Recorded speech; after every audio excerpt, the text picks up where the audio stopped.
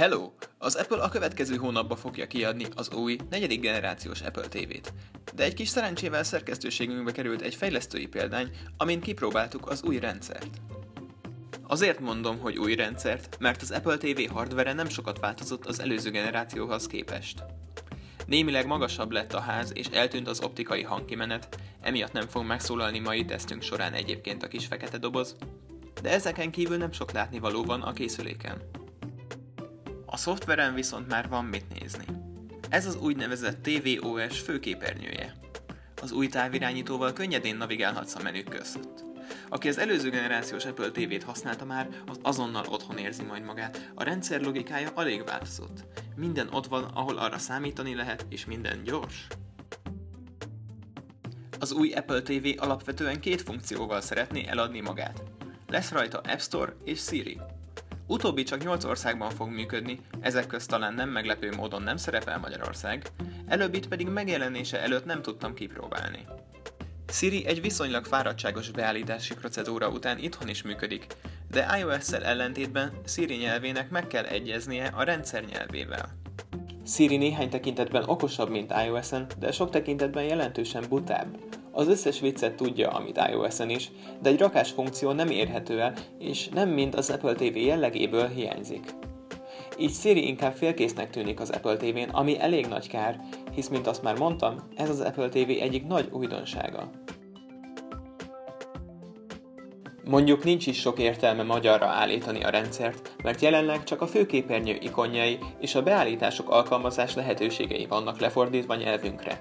Az alkalmazások belsejében továbbra is angolul kommunikál velünk a rendszer. Ez minden bizonnyal egy későbbi tvOS-ben korrigálva lesz, az is lehet, hogy már a végleges változatban is jobb lesz a magyar nyelv támogatása, hisz nem szabad elfelejteni, hogy ez, amit most látsz, még a tvOS beta változata.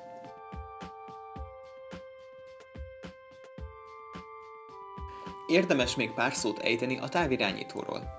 Fotók alapján olcsó műanyag cuccnak tűnhet, de erről szó sincs. A távirányító hátlapja alumínium, előlapja pedig teljesen üveg. A felső rész olyan érzés, mint egy MacBook tapipadja, az alsó pedig, mint a sima üveg.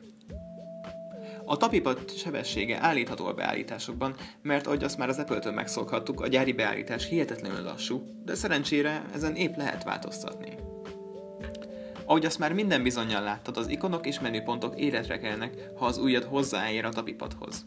Ezzel az effekttel oldotta meg az Apple azt, hogy a nagy kijelzőn is megtaláld a kijelölt elemet.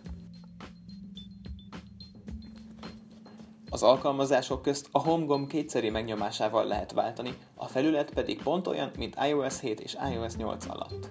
Ez kicsit furcsa tekintve, hogy a tvOS az iOS 9-en alapul.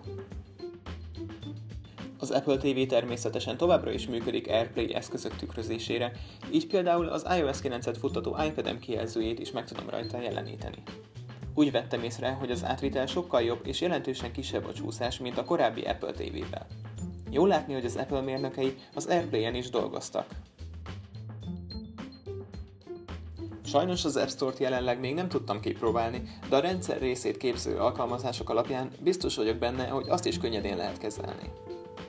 Ahogy az iPhone elterjedésében is óriási szerepe volt az App Store-nak, szinte garantált, hogy az Apple TV-nél is sokat fog számítani, hogy mely alkalmazások érhetőek el rá.